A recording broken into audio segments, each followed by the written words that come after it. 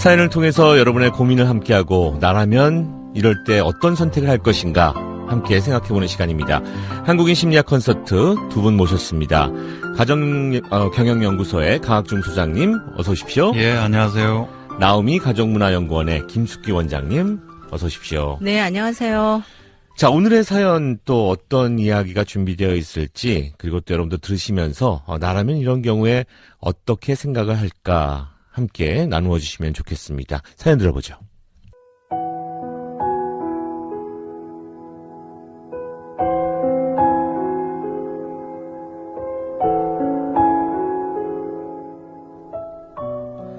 남편과 결혼한 지 3년 됐습니다. 아들이 하나 있는데 요즘 같아서는 둘째를 낳을 생각이 전혀 안 듭니다. 남편과는 저희 어머님의 이 친구분이 중간에 다리를 놓아서 만나게 됐는데 결혼 전에는 이 남자가 탄탄한 회사에 다니고 얌전해 보이고 그래서 배우자로서는 참 좋다고 생각했던 것 같습니다. 그런데 얼마 전 남편이 또 승진심사에서 누락됐습니다. 그날 저녁 저는 퇴근해서 돌아온 남편의 입에서 나오는 그 수많은 욕들, 직장 상사와 동료들에 대한 험담을 2시간 이상 들어야 했습니다. 남편은 퇴근 후에 저녁을 먹으면서 반주 겸 술을 마시는데 술이 들어가면 푸념과 불만이 더욱더 심해집니다. 저와 아이를 때리거나 물건을 부수지는 않습니다. 하지만 직장 선후배와 동료들 중에 마음에 드는 사람이 한 명도 없고 모두 다 형편없는 쓰레기라고 욕을 합니다. 남편이 처음 승진해서 누락됐을 때는 위로도 해주었고 말이 맞다면서 맞장구도 쳐주었습니다. 그런데 시간이 지나 보니까 이 사람은 그저 모든 게 눈에 안 차고 싫고 마음에 안 드는구나. 직장에서도 이렇게 불평이 많고 사람들의 단점만 보는 게 다 티가 날 텐데 어떤 직장 상사가 이런 사람을 좋아할까 싶더라고요. 남편은 퇴근 후에도 친구를 만나고 오는 법도 없고 친한 모임도 없습니다. 고작 쉬는 날 혼자서 낚시나 갈 정도입니다. 시어머니께서는 제가 힘들어하니까 제가 어릴 때 형 누나하고 비교해서 성적이 떨어지고 키도 작고 말주변도 없고 그러다가 보니까 학교에서도 인기가 없었고 그래서 매사에 자신감이 없다. 네가 좀 이해를 해줘라. 이렇게 이야기를 하시는데 문제는 이런 성격의 사람과 살다 보니 예전에는 안 그랬는데 저 역시 자꾸만 사람들의 단점을 보게 되고 사람들의 험담을 하게 되는 것 같고 매사에 지치고 힘이 드는 겁니다. 남편이 퇴근해서 들어올 시간이 되면은 마음이 무겁고 어둡고 이 사람이 오늘은 또 와서 무슨 불평과 사람들 욕을 할까? 그 이야기를 듣고 있어야 하는 게 싫기만 합니다. 우리 아이가 아빠의 이런 성격, 자신감 없음, 이런 모습을 닮을까봐 겁도 나고요. 이 사람이 다음번에 승진을 하면 좀 나아질까요? 사람 쉽게 변하지 않는다는데 이런 남편과 사는 일 정말 힘이 드네요. 제가 뭘 어떻게 해야 할까요? 네, 이 사연에 대한 시민 여러분들의 반응이 있었습니다. 곽지연 리포터가 만나고 왔습니다. 본성은 변하지 않고요. 만약에 승진을 한다 하더라도 오히려 더 심해질 것 같아요. 왜냐면 이 사람은 승진이 문제가 아니라 본인의 성격이 문제이기 때문에 그 성격부터 고쳐야 할 것 같습니다. 불평이 있는 사람들은 그 불평이 해결이 된다고 해서 그 불평뿐만 아니라 또 다른 불평을 또 찾아낼 것 같기도 해요. 밖에 일을 굳이 남자가 집에 와가지고 가족한테 화풀이 한다는 거는 정말 못난 것 같고 와이프하고 아이가 자기보다 약자라고 생각을 해가지고 더 함부로 대하고 그러는 것 같아요. 진짜 아내로서 답답할 것 같아요. 아마 그 성향은 고치기 어려울 텐데 항상 그 내부 어려웠을 때부터 커왔던 그 환경이 있을 거예요. 자기 자신이 바꾸려면은 혼자는 진짜 어렵거든요. 누가 옆에서 뭐 이렇게 잡아주지 않으면 뭔가 변화가 있어야지만 바뀌어서 처음엔 잘 안 되겠죠. 신앙을 가졌으면 좋겠어요. 상대방이 그 사람한테 본인한테 안 좋은 얘기를 계속 많이 하는 거예요. 그러니까 자기도 그런 성격을 이제 집에 와서 이렇게 보이는 것 같아요. 왜냐하면 좋은 얘기를 못 들으니까. 좋은 얘기를 들으면은 자기도 이제 좋은 얘기를 할 텐데 그만큼 이제 회사에서 생활할 때 그 사람도 융통성이 없는 거죠. 불만이 있으면 자기 수양을 잘해야 되는 거죠. 자기 수양 없이 남을 탓하면 되겠어요, 그거요? 집사람한테 그러니까 불평불만을 다 토론한다 그러면은 누가 다 살겠어요. 그렇게 나는 남자가 좀 잘못됐다고 생각하죠. 자기 자신이 잘못을 깨달아야 되는데 못 깨달는 게 지금 현실이잖아요. 그 깨닫는 거 그것이 제일 큰 문제라고 생각해요. 다른 사람 좋은 점을 봐야지 나쁜 점을 보면 됩니까? 그 다른 사람들은 행복하고 이런 걸 갖다가 왜 행복한지를 갖다가 봐야지요. 거기 자기 집사람을 갖다가 존중해 줄 줄 아는 그걸 가져야지만이 자기가 행복해지지요. 남편이 바뀌어야 되고 자신이 스스로 바뀌어야 되고 부정적이가 아니고 긍정적으로 남편한테 자꾸 이렇게 자신감을 심어주고 미운 만큼 이쁘다 잘한다 이제 부인이 먼저 남편한테 그렇게 해주는 것도 좋을 것 같아요. 네, 살면서 이렇게 주위에 이런 가족들, 동료들, 친구들 한두 명씩은 있는 것 같고요. 늘 좀 불만이 많고, 예, 부정적이고, 투덜투덜하고.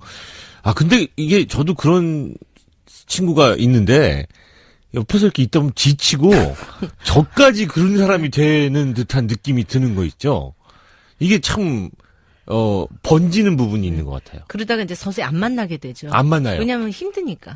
네. 만나면은 네. 지치는 게 느껴지거든. 그리고 이 친구나 동료는 안 만날 수도 있지만 결혼한 부부, 그죠? 이건 부부죠. 부모 자녀 관계는 뭐 아주 극단적인 선택을 하지 않은 이 관계가 계속돼야 되니까 네. 사연 주신 분이 정말 더 힘든 거죠. 이게 그리고 뭐 아이들한테 미치는 영향에 대해서도 적으셨지만 실질적으로 얼마나 이게 매일 보는 거거든요. 아이들 입장에서는. 그렇죠. 그대로 배울 수밖에 없는. 부모의 어떤 삶을 대하는 태도, 인식이나 이런 것들이 긍정적이냐 부정적이냐 이 부분이 아무래도 이제 자녀들한테 그대로 이제 학습이 되겠죠. 네. 그게 이제 많이 염려스럽다고 이제 이야기하시는 것 같아요. 이 아내분도. 그렇습니다. 지금 어머니가 하신 이야기에서부터 한번 좀 생각을 해볼 수 있을 것 같아요. 가장 잘 알고 있는 어머니가 학창 시절에 뭐 성적으로도 그리고 또 많이 좀 비교를 당했었고 형제들 사이에서 학창 시절에 인기도 없었고 늘 자신감이 없었고 뭐 이랬다. 그러니까 너가 좀 용기를 좀 북돋아 줘라. 이런 얘기를 하셨다고 하는데 어떻게 보십니까? 이런 지금 남편분이 보여주는 모습에서 우리가 좀 유추해 볼 수 있는 그 남편분의 마음은 뭘까요? 그러니까 형 누나하고 끊임없이 이제 비교 당하면서 네. 이분도 좀 불쌍하다라고 제가 생각하는 부분이 뭐냐면 남을 인정하거나 칭찬해 주는 거에 인색한 분이잖아요. 이분이. 네, 그렇죠. 그러니까 이제 단점만 보이는 거잖아요. 그렇죠. 우선 예. 그게 뭐냐면 자기 스스로도 어린 시절에 사실 칭찬이나 인정받지 못한 삶을 살았던 분인 거예요. 예. 그렇기 때문에 타인에게도 칭찬이나 인정해 주는 거에 대해서 인색할 수밖에 없어요. 그러니까 아마 자기 자신에 대해서도 굉장히 부정적이라고 생각하는 거, 그렇게 그래 보이는 부분이. 예, 그렇게 생각하게 되는 거죠. 네네. 그러니까 그게 외부의 사람들도 그대로 드러나게 되는 거고 그 부분이 보이는 거고. 네. 예. 그러니까 며느리가 시어머니한테 이제 어떻게 얘기를 했는지는 모르지만 그 어머님이 이런 정도로 얘기를 하실 정도면 그죠? 그러게요. 이분의 성장 과정이 대충 짐작이 돼요. 전 쭉 이 사연을 들으면서 아까 어떤 시민분 한 분은 본인이 수양을 더 해야지 깨달아야지 그래가지고 되겠느냐고. 예. 지금 그럴 단계는 아닌 것 같아요. 쉽지 않은 얘기죠. 상처받은 한 어린 아이가 지금 울고 있는 것 같은, 그러니까 화가 꽉 차 있는 거죠. 그러니까 이제 이 남편분은 자기 생존 방법이에요. 네. 자기는 열등하고 보잘것없고 별로 내세울 것도 없고 그런데 그걸 이제 인정을 하자니까 너무 수치스럽고 고통스러우니까 그걸 자꾸 화살을 반대 방향으로 상대방한테. 다른 사람한테. 예. 예. 외부에서 문제를 찾는 그럼 거죠. 자기가 얼마나 그죠? 보잘것없고 그죠? 찌질하고 그죠? 그걸 직면 안 해도 되니까. 그러니까 자기 하나의 생존 전략인데 이 부분은 정말 이게 아내분이 아니면 참으로 치유하기가 곤란한 부분이에요. 아내분은 치유를 할 수 그렇죠. 있나요? 그러니까요. 이제 이 이제 아내분도 참 제가 예. 이제 조금 염려스러운 게 예. 저런 남자를 직장에 누가 좋아하겠냐 이제 이런 생각이 들기 시작하면 그러긴 말이에요. 아내까지도 그런 시선으로 바라보게 되면 음. 이 남편은 정말 쓸 자리가 없는 거죠. 지금 뭐 사연을 그렇게 마치셨어요. 집에 오는 게 부담스럽고, 예. 예, 앉아가지고 계속 투덜대는 거 듣는 것도 지겹고, 애들이 볼까 무섭고. 처음부터 그러진 않았고 처음에는 이제 다 받아줬다고 얘기하셨거든요. 네. 근데 이제 이분이 내공이 좀 많거나 에너지가 많으신 분이면 이거를 이제 조금 시간을 좀 늘려가면서 할 수가 있어요, 사실은. 네네. 근데 이제 결혼한 지 이제 3년뿐이 안 됐고 그리고 실망스러운 거죠. 그렇기 때문에 저는 한계가 좀 있다고 느껴지고요. 아까 소장님이 얘기하신 것처럼 아내가 만약에 하유와 같은 마음으로 내 남편을 측은지심 내지는 어머니와 같은 마음으로 끊임없이 남편을 존중하고 인정하고 여보 당신 참 잘하는 거 있어 이러면서 자존감을 그러니까 저는 이제 그게 부종감이라는 얘기를 가끔 쓰는데 부부 존중감. 부종감. 예. 그래서 이제 부부로서 이렇게 자존감을 계속 올려주는 거죠. 네. 그렇게 해가지고 내가 괜찮은 사람이구나. 그러니까 이 아내한테 가장 가까운 사람한테 왜냐하면 이분이 어렸을 때 가장 가까운 가족으로부터 인정받고 칭찬받는 거를 못 받았기 때문에 거기서 오는 사실 자존감이 이렇게 낮으신 분이라고 이제 생각이 들거든요. 네네. 그렇기 때문에 이제 그런 치유 방법 뭐 이런 것들은 굉장히 도움이 될 것 같은데 아내가 이제 그 부분에 대해서 인식하지 못하고 아니 왜 저렇게 부정적이야 이제 이렇게 됐기 때문에 네네. 저는 이제 이 부분에 대해서는 좀 많이 이제 좀 그 아내한테만 모든 거를 다 또 해야 한다라고 하기엔 좀 어려울 것 같아요. 아내분은 그냥 사실은 배우자지 엄마가 아니고 아빠가 아니잖아요. 그러면 예. 바로 이제 이런 남편들이 부모한테 엄마한테서 못 받았던 사랑을 아내한테서 구하는 경향이 있거든요. 네. 그래서 이제 바로 이 대목에서 전문가의 힘이 이제 좀 필요한 건데요. 결혼한 지 3년밖에 안 되고 애 하나 있는 사람이 지금 애 키우기도 힘든데 그렇죠. 그런 것까지 다 받아줄 수가 없잖아요. 그러니까 이분 역시 결혼에 대한 기대가 있거든요.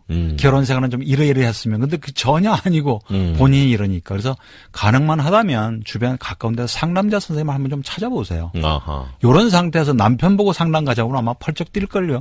내가 뭐 잘못한 게 뭐 내가 뭐 그래서 이분만이라도 사연 보내주신 아내분이 먼저 가셔서 이런 상황에서 어떻게 남편한테 내가 좀 힘이 돼주고 할 수 있는가를 조금 전문적인 코칭을 좀 받으시면요. 네. 지극히 상식적인 수준으로 30대 한 중반 되시는 이 아내분이 풀어가기에는 조금 좀 너무 짐이 무거우니까. 네. 그런 다음에 계속 남편한테 승진을 하고 돈을 잘 벌어와서가 아니라 그 존재 자체를 자꾸 인정을 해주는 거죠. 네.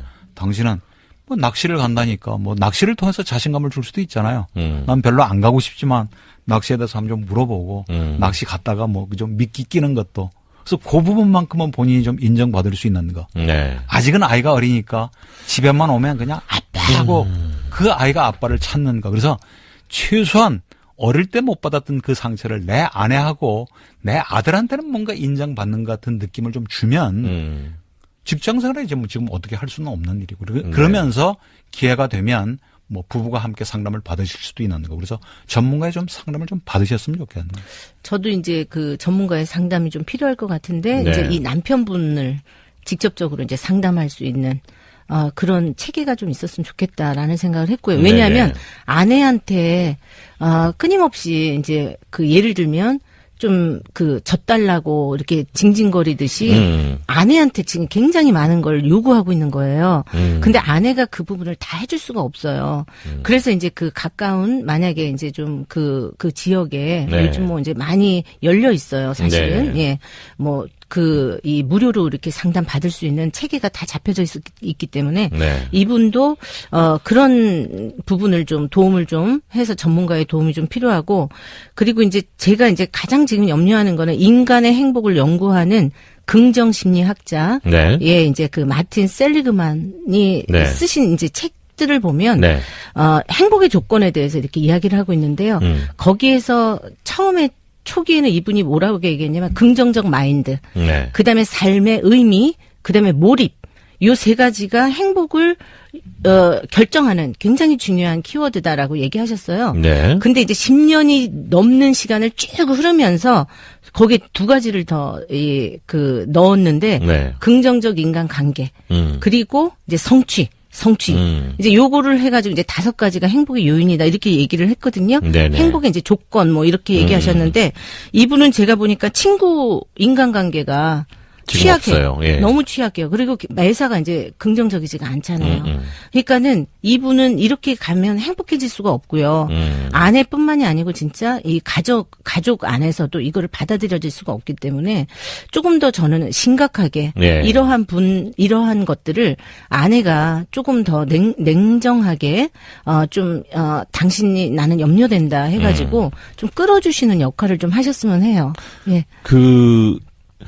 사실 이런 부분들이 내가 내 자신에 대해서 만족을 못하고 자신감이 없고 자존감이 떨어지고 하기 때문에 이제 생기는 여러 가지 문제들 중에 하나로 보이는 부분들이 있는데 어떤 게 있을까? 이게 한마디로 얘기할 수가 없기 때문에 우리가 이제 상담을 가서 하시라는 말씀이 지금 나오고 있는 것 같은데, 자존감이 떨어지고 이렇게 내 자신에 대해서 만족스럽지 못한 분들한테 보셨을 때 이렇게 상담하실 때 어떤 이야기들을 주로 해주시게 되나요?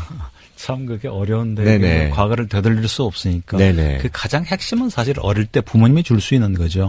그러니까 이제 그 안 된 부분을 지금은 이제 상담자 힘도 빌리고 아내의 역할이 중요하다는 게 네. 남편을 그냥 있는 그대로 인정해 주는 거죠.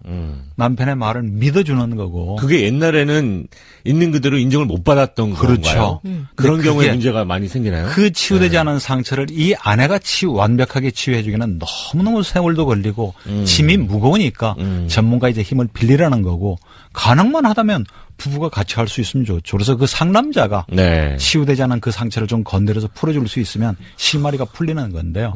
저는 혹시 기회가 되면 아내가 조심스럽게 네. 이 남편의 성장 과정, 그리고 부모님을 통해서 혹시 받은 상처가 뭐였는지를 뭐 예를 들어서 대화를 통해서 알아낼 수가 있다면 네. 시어머님한테도 부탁을 한번 해볼 수가 있죠. 아하. 시어머님이 본인이 하신 얘기가 있으니까 형 누나하고 비교를 해서 전혀 본인은 그런 의도가 아니었지만 네. 어머니한테도 받은 상처도 좀 있을 거예요. 은연중에 부모님한테 상처받는 게 크죠. 그 부분을 시어머니가 아들한테 직접 그죠? 정말 진솔한 마음으로 난 정말 그런 의도가 아니었고 너를 위해서 한 말이었는데 내가 정말 상처가 됐다면 지금이라도 그 부분 조금 좀 용서해다오, 이해해다오. 그 한마디가 해주면 참 많은 폭 줄어들 수가 있는 거죠. 네네. 우선의 법칙이 있어요. 인간을 살면서. 첫 번째가 애정의 욕구 우선의 법칙이에요. 아, 내가 사랑받고 있구나, 사랑받았네 라는 느낌이 최우선이에요. 제일 중요한 거예요. 제일 중요해요. 네. 이게 처음에 이게 이루어지지 않으면 그 다음 단계를 못 가요. 그러니까 이분은 성장 과정에서 인정받고자 하는 욕구, 사랑, 애정의 욕구. 그러니까 이 애정이라고 사랑이라는 거는요. 네가 뭘 잘해서 사랑해 주는 게 아니에요. 네가 공부를 잘해서 사랑해 준다. 네가 착해서 사랑해 준다. 이런 조건이 없어야 돼요. 그러니까 공부를 잘하든 못하든 상관없이 너는 가치 있는 사람이고 너는 너무나 사랑받을 아들이다. 이거에 대한 조건이 성립이 됐어야 되고 그 부분에 대해서 이분이 충분히 받아들였어야 된다 이거예요. 그게 네네. 이제 소장님이 아까 얘기한 있는 그대로의 모습 그대로 사랑받고 인정받고. 네. 그래서 이제 그 부분이 좀 결여가 됐기 때문에 이분이 좀 이렇게 이렇게 뭐라 그러죠? 그대로 못 보고 네. 부정적으로 보는 거죠. 자꾸 그렇게 되는 거죠. 자기 예. 모습처럼 타인에 대해서도 단점이 먼저 보이는 거예요. 예. 승진 얘기를 하셔서 승진 네. 욕심은 내려놓으시고요. 뭐 네네. 정말 안 돼서 둘째를 안 가졌으면 좋겠다면 둘째 안 낳으시면 되는 거고. 근데 이제 만에 하나 이 남편분이 직장에서도 자기 소리를 못 낼 거예요. 네. 그러니까 집에 와서 자꾸 얘기가 되는데 다 쓰리고 형편없는 놈이라고 계속 줄기차게 불평불만을 하면 조심스럽게 이런 얘기도 한번 건네보세요. 내 생각이 짧아서 잘 모르지만 그렇다면 당신 혹시 회사를 한번 좀 바꿔보는 건 어때? 그러면 아마 남편이 결국 그렇게 단행을 잘 못할걸요. 네네. 그러니까 이제는 회사를 그만둘 입장이 아니면 내가 근무하면서 뭔가 또 방법을 찾아야 되지 않을까. 그렇게 시선을 돌릴 수도 있기 때문에. 내가 가지고 있는 문제를 그대로 그렇죠. 말 그대로 네. 직면해보는 것도 방법이게 되겠네요. 다 쓰레기고 그런 회사 왜 당신 다녀? 당신같이 능력이 있는 사람이면 다른 회사를 한번 알아보는 건 어때? 그런 얘기를 조심스럽게 한번 건네보는 것도 방법이 될 것 같습니다. 네. 주어진 현실을 주어진 현실 안에서 이제 단점을 보잖아요. 이분은. 그러면 이제 아내가 조금 이제 단점의 이야기를 들어주고 긍정적인 거. 당신 회사가 이분이 얘기하세요. 탄탄한 회사를 다녀서 이제 또 결혼할 때도 네네, 얘기했거든요. 좋으셨다고.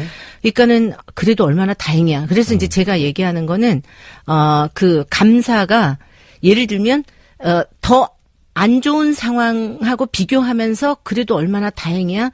그리고 얼마나 탄탄한 회사야. 그러니까 긍정적으로 계속 어쨌든 좀 심어줘야 돼요. 아내분의 역할이 계속 커지는 것 같아서 부담 걱정이 좀 되긴 하지만 아이고. 예, 네. 예. 자기한테 주어진 또 사랑하는 남편이니까 예, 분명히 상담이건 혹은 또 아내분으로서의 역할을 찾아가시면은 좋을 것 같습니다. 쉽지 않은 일인데요. 화이팅 하시길 바라겠고요. 자, 한국인 심리학 컨설트 가정경영연구소의 강학중 소장님 그리고 나오미 가정문화연구원의 김숙기 원장님과 함께했습니다. 고맙습니다. 예, 감사합니다. 네, 고맙습니다.